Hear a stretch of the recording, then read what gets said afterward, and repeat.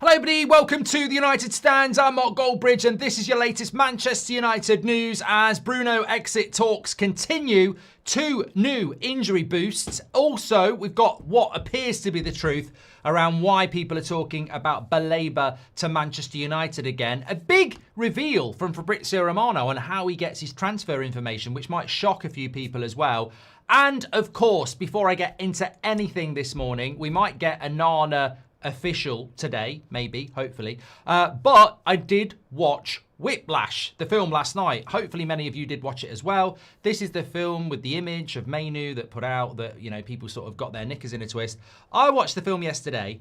I agree that there are so many ways when Man Utd puts out a picture of that drummer that you could go, oh, it's because he feels oppressed by his tutor. I think it's a great film, first of all. I also think there are multiple ways of reading that film. I actually read it, now that I've watched it, that this is a journey of obsession by a young person who will break through anything to prove everybody right. And that's what I took away from it. And I've never heard anybody actually explain the film like that because they get obsessed about the relationship between the teacher and the tutor. I actually took it, and maybe as a creative myself, I actually took that film, and I think it's always important when you watch a film to say what's the message you take away from that. So Gladiator, you know, defiance against bullies, that's what I take from that. You know, they tried to take everything from him and he won in the end. Jaws, love story between the boat and the shark. It's just misunderstood. But Whiplash, I took away the obsession to you know, he loses a relationship because of it. You know, loses a relationship because of it, hurts his hands because of it. You know, defiant, determined, talented. So look, I think that's what I take away from it. But as we know, I watched the film last night. Anyway, let's get into what we really need to talk about because Man Utd shut that all down yesterday, as we spoke about on the show last night, which was fantastic. Thanks for all the comments on the show last night. Really good show. Got a good 8 o'clock show planned tonight as well, but that's for 8 o'clock. Let's get into the news. So very, very quickly, well, I want to talk about the injuries in a moment, but let's talk about the one in, one out, which I think is on the thumbnail. So Bruno Fernandes back in the news this morning. Apparently, according to multiple sources, he's turned down 3 Saudi approaches across the transfer window. So 3 clubs approached him. As we know, Al Hilal did, Al Nazir did, and was it Al Ittihad did as well? So that's probably the 3. The story again is that Bruno turned it down after deep consideration, but the willingness is to go there next summer. What does this mean for Manchester United? Well, it's interesting to me because it's a theory that we had way before it even broke that this could happen. Our theory being, I mean, our discussion, not mine or a source or anything like that. We were sort of like, Bruno spent so long. This story about Saudi came out before the Chelsea game at the end of the season. And obviously we had Chelsea and then the Europa League final and then the Villa game. It encompassed about 2 weeks at a very critical point of our season. And at no point did Bruno say, I don't want to go. And it just went on for 2 weeks. And then when the window had closed, I think it was when we were out in Asia, he said he was staying. Or maybe it was after that, I don't remember. He categorically, 100%, was tempted by that deal. And the real reasons why, we don't know. But some people want to say, oh, he turned it down, he's so loyal. He didn't turn it down instantly, he thought it through for a while. So that's the gap in the fence, isn't it, that makes some of us go, if he'd said no instantly, he's not interested in a Saudi move. The fact that he even thought about it in a World Cup year shows you, because to me it's a flat no at the moment. Next summer makes sense, but now it's a flat no. The fact that he thought about it, I think it's inevitable that he's going to be going next summer. Now, from a Manchester United point of view, that's all I'm interested in. That'll be a lot of money coming in next summer. But also, if he's too important to go this year, what's the plan to replace him for next year? Because Casemiro's gone, Bruno's gone, Agate's a risk, and Man Utd's not getting any game time. So I can see the Bruno plan. I can't see what the Man United plan is, because if I knew I was losing Bruno in a year, you better damn you better be damn sure that I'm getting a midfielder in this year as part of that integration and transition, which we don't seem to have planned for at all. I hope Mainoo's going to be the heir to Bruno's throne, but who's the heir to Casemiro's throne? Who's the next captain? So I don't think we're prepped for this at all. And I would put an eye in a fly in the ointment here and say the theory of Bruno going next summer makes total sense. World Cup year, wants to be in Europe. World Cup, off to Saudi, huge amounts of money. Bada bing, bada boom. I would not be surprised if Man United drop another contract on the table next summer. I'm just going to say that. I will not be surprised if we drop another big contract on the table next summer. I don't know why. I just think, I look at it and I sort of go, we don't really have £100 million to go and buy Baleba. We don't. And actually, when, you know, I just think we might just drop something else on the table for Bruno to try and get him to stay, because I don't think we look like a club at the moment that's preparing for the departure of Casemiro and Bruno, who could well be our starting midfield in our biggest game of the season a week today. So, look, I'll reserve judgment on it. Definitely understand the theory and the obviousness of the Bruno going to Saudi next year. It looks very much like that will happen, but that doesn't mean Man United will allow it to happen. They should have allowed it to happen this summer. I'm not going to bore everybody and go back over that, but yeah, I don't know. And look, I think also in relation to Baleba last night, there was some very dubious low-level source talking about Man United and Baleba in January. I went and did a bit of research, and I've probably figured out where that source is, claiming the information from without shouting it out. There was a newsletter that went out from Fabrizio Romano yesterday morning talking about Baleba and basically saying things like Man United were really, not excited. That's not the word. Man United were really impressed by how Baleba wanted to come to Manchester United without European football, and he's definitely still a target high on the list for Manchester United. So I think people have read Romano's newsletter and decided to go, I'm going to try and claim this, that I know that he's going to sign in January, which obviously nobody knows because Brighton have said he's not for sale and Man United haven't got the money. Otherwise, they would have done it last week. So, look, I mean, Fabrizio putting it in a newsletter that Man United were impressed that Baleba would come to us without European football is all well and good. But remember that's past its sell-by date. That's like a yogurt in your fridge that's very, very appealing. But when you pick it up, it's a month out of date. You can't eat it. You can't eat it. It's no good anymore. So what Baleba wanted a month ago, maybe not what he wants in January. Maybe not what he wants next summer.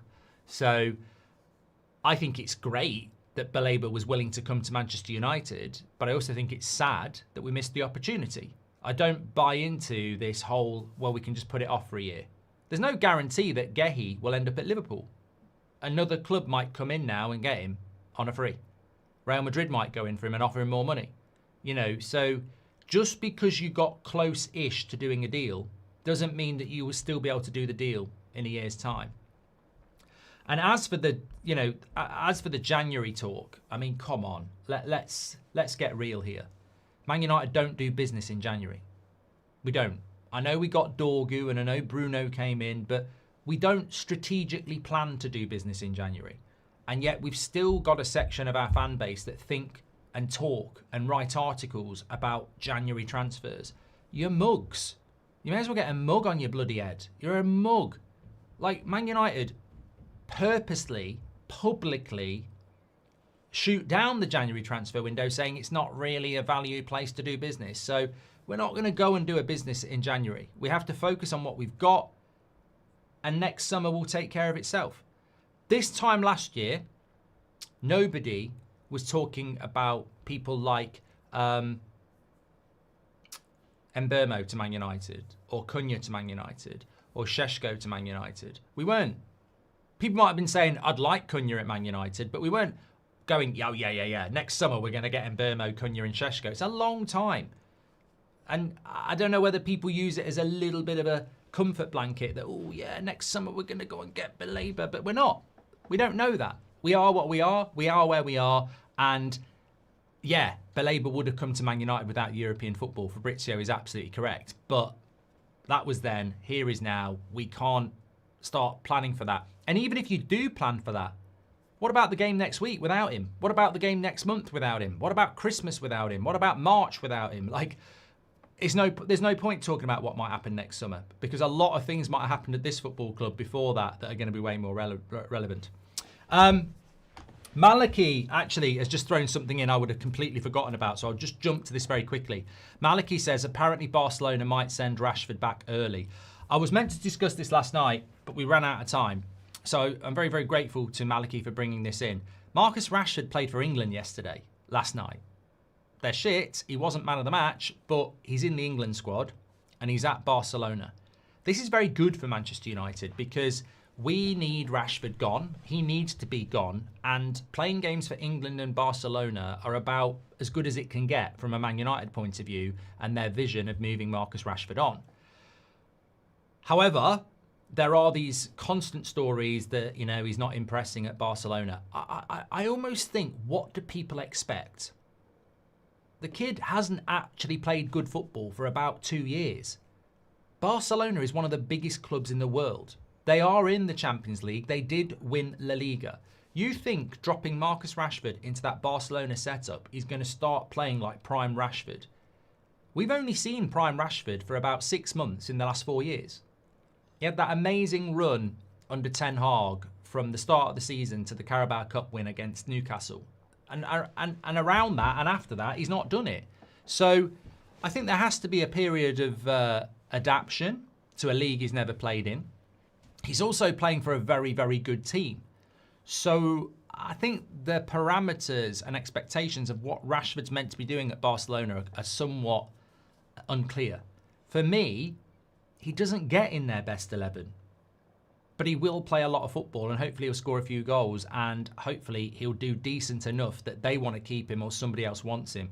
If he goes beyond that and he's benching somebody like Rafinha or Lewandowski or whoever, then that's a real bonus. But I don't think Barcelona are naive to the fact as to why Marcus Rashford's there. They needed depth behind their amazing front three. And also Marcus Rashford is a huge brand from England for Barcelona. And Barcelona and Real Madrid are very aware in their recruitment plan and their PR plan of having players from areas that are going to give them exposure. First and foremost, they've brought Rashford in because Hansi Flick likes him, but there's also a huge pull in having Rashford at Barcelona. There is absolutely no credible rumours of Barcelona returning Marcus Rashford. And they will not return Marcus Rashford because there's no need to do that. For the things I've just said there, there's still a period of adaptation and they know exactly what they're getting. They're getting a player that really hasn't played that well for a couple of years with huge potential on and off the pitch. And Barcelona fans will demand, oh yeah, they'll demand, but the Barcelona hierarchy and Hansi Flick are not looking to send Rashford back. Barcelona fans will be demanding, they always will be. Real Madrid fans are as well. But there's no news or expectation that he'll be coming back. Weekend Bus says, when will the Butcher be back? I think next international break is probably what we're looking at with that. Funnily enough, I just wanted to say as well, just on injuries, I don't remember what day we spoke about this. If anybody's here who watched the morning show when we gave you the injury updates, I feel it was Wednesday morning. I think it was Wednesday morning, maybe Tuesday morning. I think it was Wednesday morning where we said that Cunha injury not as bad, and there is a hope that he can be involved for the Man City game. Probably wouldn't start, but maybe off the bench. And with Mount, again, not as bad, but they're sort of looking at Chelsea. Things would have to go really well over the next few days. So that was our update on Wednesday. There's been some updates coming in last night that I've seen a lot of aggregators speaking about. They're exactly the same as ours 4 days ago. So Cunha, not as bad, should be back around the Man City game. Wouldn't be expecting to start, but should be back for that. Mount, realistically, more the Chelsea game the week after. So, that's where we are with that. And Martinez, international break 2, not international break 1. So you might have seen it all last night. We were talking about it on Wednesday, but there's nothing new really to add there. Do you think either of them will start against Man City? Not with our fitness department, no. It's funny actually because I went down to Southampton yesterday to watch my daughter play, and she's just coming back from an ankle injury where she's been out for about 6 weeks. And even at that level, they basically said 40 minutes. And I find it hilarious. I'm like, you're telling me she can't play 50. And if she plays 50, she can't play 55. Why 40? What's the difference between 40 and 50? And the hilarious thing is that in that game, and I don't know if you've ever watched your kids play football and stuff like that, sometimes they do this weird thing where it's a 40-minute half, but they stop the game every 20 minutes. So there's like 3 half times. So 20 minutes half time, 20 minutes half time, 20 minutes half time. So there's 4 quarters of 20 minutes. And I was just watching this going, so my daughter can only play for 40 minutes because we're looking after her injury, but you're going to make her stop twice for 20 minutes. Surely you're increasing injury risk when you make people keep stopping. I don't know. So I don't know.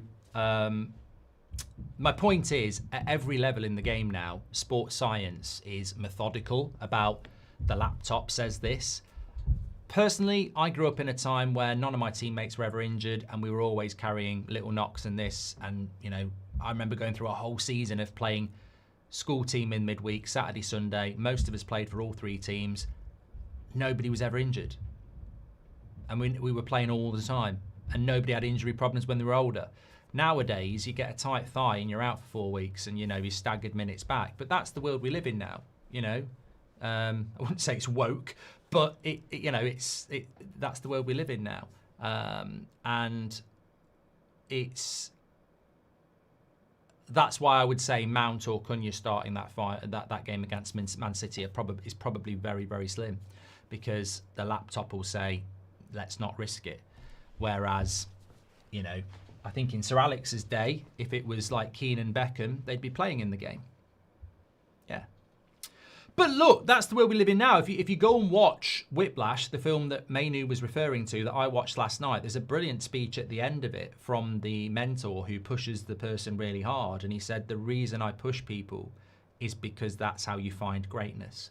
And he says, tells this story about this musician who basically was trying out in this, orchestra or whatever, made a mistake, and the conductor threw a bloody tambourine at his head or something like that, and he got laughed off the stage. He got up the next morning with the determination never to be laughed at again, and worked his absolute arse off for the rest of his career and became a great. And the tutor's like, if that person hadn't thrown the tambourine at his head and he hadn't gone off humiliated, he never would have woke up and put the work in. If somebody had gone up to him and said, it doesn't matter that you're not as good as you should be, just keep trying, would he have got up the next day and worked as hard?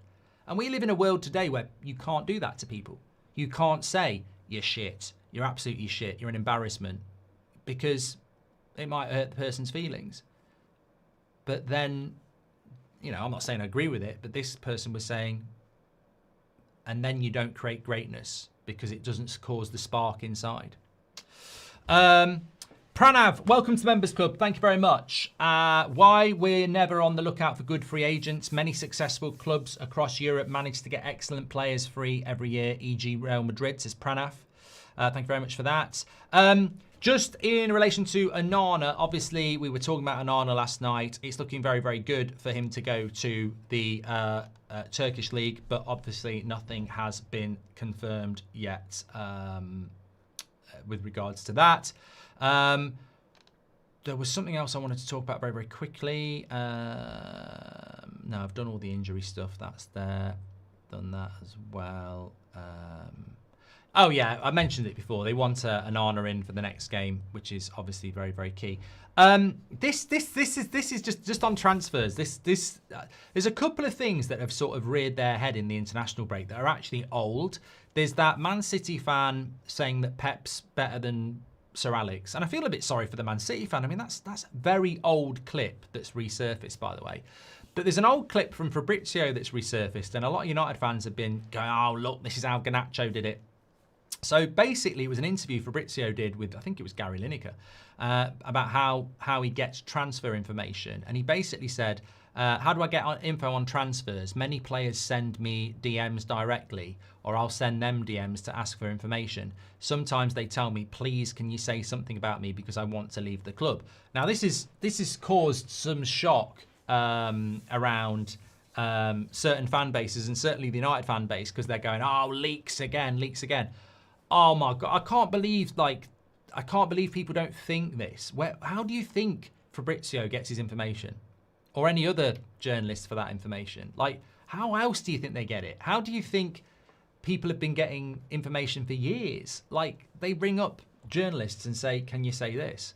And nowadays they're dropping into DMs. This is exactly how it works. I was quite shocked about how people were getting so angry about it, because look, social media has made it even easier to do it. Like, it's so simple. I tell you what, if Fabrizio could screenshot every bloody DM he's had from a player and put it out publicly, well, that would make some very interesting reading, and it would probably take you about 6 months to read them all. Absolutely, this is how it works. Team news, leaks, transfers, yeah, 100%. Yeah, it's not coming in by pigeon, says Peter. No.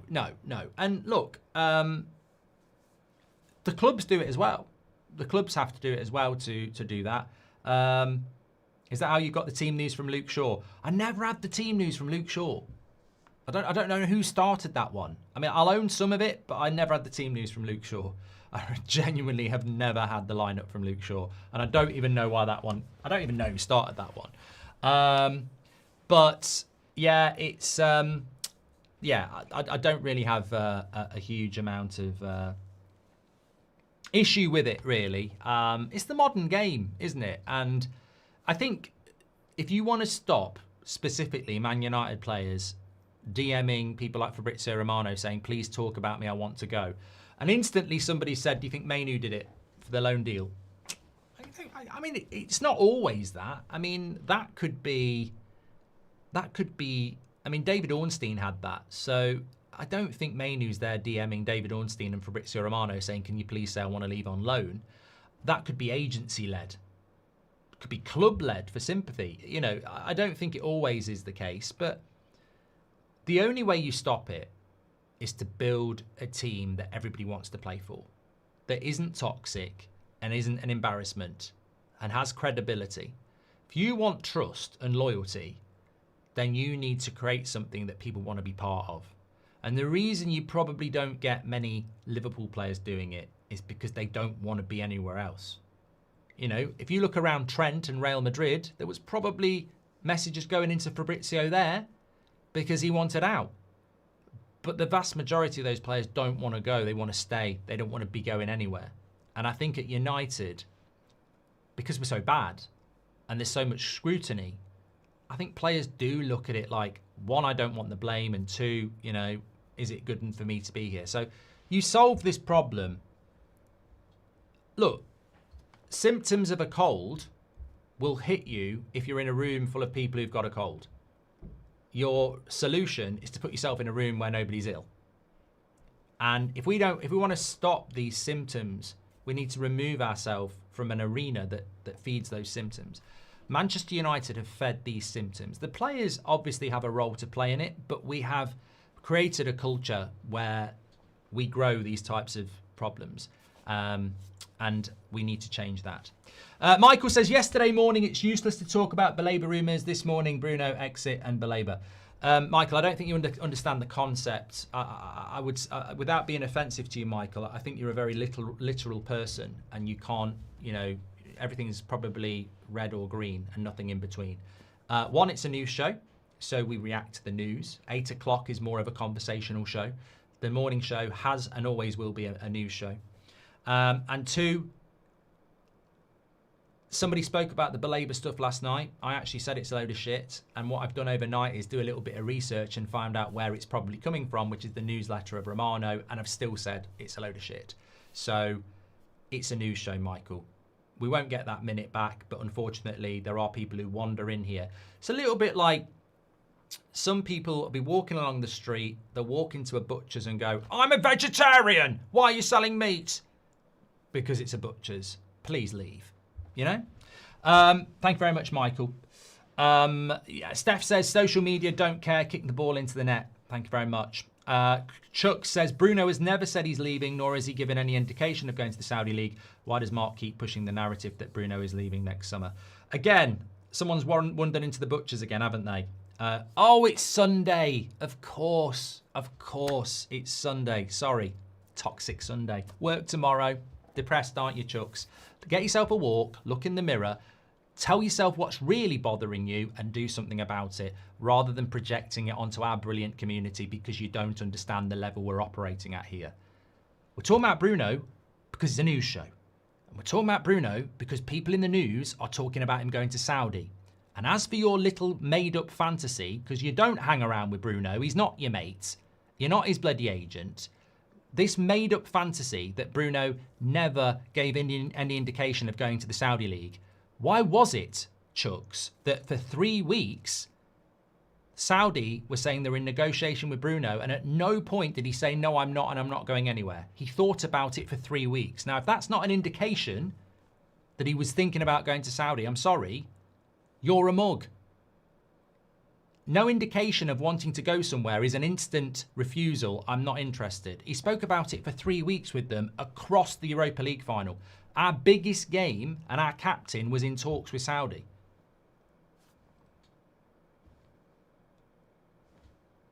Tell me I'm wrong. I'm not saying it's the reason we lost. I'm not saying he hasn't got a right to do that, but it is true. It's true. And it's not being condescending, nor it's actually having the ability to communicate back with people who come in here trying to attack this community without actually, you know, speaking facts.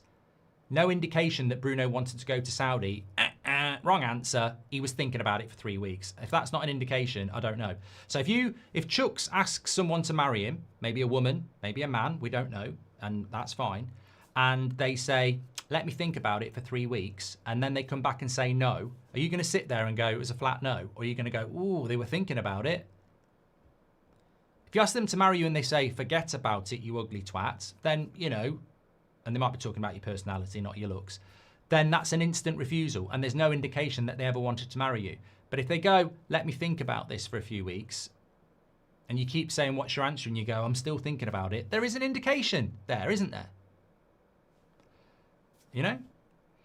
What I would say is, there is an irritant around us talking about this because the season is up and running and he's going to play every week and he's our captain and I think he's our best player, even though he's playing out of position. But I do think I think there's a very good chance he'll go in this summer, but I also think there's a very big chance Man United will probably offer him something to stay. Morning, mate. Do you think from now on we'll start seeing results we want? And maybe, Luke, it's very difficult for me or anybody else to sit here this morning and say that we're going to start getting results when our next two games are Man City and Chelsea. We're about to play two teams that I believe will finish firmly in the top four. One of them at the Etihad, one of them at Man United. The one at Man United, we're playing against the midfield that's brilliant. We don't have a brilliant midfielder. So I think they're two massive tests. Man City, in a way, are vulnerable because they've lost two of their first three, but they're at the Etihad and it's Man City. Chelsea, you'd say, well, it's at Old Trafford, we've got a better chance, but their midfield is amazing. So I think it's two very, very difficult games. And if people are thinking the season starts after the international break, that's a harder two games than what we had at the start of the season. Yeah, Arsenal's difficult, Fulham away is difficult, but it ain't Man City and Chelsea. These two games, for me, when I saw the fixture list in January, I was like, that's bloody difficult. And it's always difficult to go back after the international break away. You always want to be home after the international break. Hi, Mark. Always thought you could keep some good players from the last manager, but now I'm of the belief that within 2 summers of the new manager coming in, they should be out the front door, says Dragon Guide. I've seen people talk about this. I mean, I think it's a bit stringent, but I do get the point. I've seen it quite a lot across the fan base. People saying, if you haven't shown it after 2 years, you should be going. That would mean Xerxes, Agate, De Ligt, Mazraoui, Yoro. If any of them haven't done it by the summer, they've got to go. That would mean Mount would have to go now, by the way, because he's had 2 years. Anana's had 2 years, he's gone. Rasmus has had 2 years, he's gone. So Mount really should be gone as well, based on his injury record, which is harsh. So I think sometimes, keeping Mount, what I'm saying, is the right idea. Let's see what he can do in year 3. Plus nobody would take him. I think there's always, circumstances where I would give a player over 2 years if they've had difficulties that are beyond their control. But I do agree, if Agate hasn't shown it this year, what are you doing? Anthony, after 2 years, I was sort of like, okay. And I think you're right. I think 2 years is enough. And we haven't done that enough at United. I mean, there must be a bit of homework I could give you, which is, what's the average stay of a Man United signing? I've just written an article for The Athletic there. They do very well in the international break. What's the average stay of a Man United signing? And compare it to what Dragon Guide and many of you are saying. If we're saying 2 years and you've not done it, you should go. What's the average stay of a Man United signing? I don't know off the top of my head, but look, Sancho's been here a very long time. Delot's been here a long time. Luke Shaw's been here a long time. Lindelof was here for 8 years, apparently. Maguire's done 6. Like, if you're a good signing, then obviously you want them to stay. So Bruno's stay is irrelevant because he's been a good signing. But how many good signings have we had? I'll tell you what, we'll revisit that at 8 o'clock because I reckon I can figure that out for 8 o'clock as well. Brilliant show this morning. Thanks everyone for tuning in as always. I'm going to shoot off now because I'm off to watch Seb play football. First league game of the season. All the pre-season's over. So I'm hoping they can get off to a win. But it's a tough game. They've got a tough game today. It's going to be hard. Thanks everyone for watching. Stay safe and get your comments in as normal. And we are back at 8 o'clock. Obviously, if we get an Anana, here we go, or anything, we'll go live for that as well. Have a great day. Stay safe. And remember, if you are feeling a bit down on a Sunday, because some people do, look in the mirror, get a piece of paper, and write down the things that are making you feel unhappy. Because it will be you, something about you, and work to change it. So that in a Sunday in a few weeks' time, you might not be going to that work anymore. You might not be in that friendship or relationship anymore. I always think Sunday is an opportunity to look in the mirror and go, what is it that's really making me unhappy? And change it. Hopefully a lot of you are happy. Have a great day. Stay safe, and I'll speak to you soon.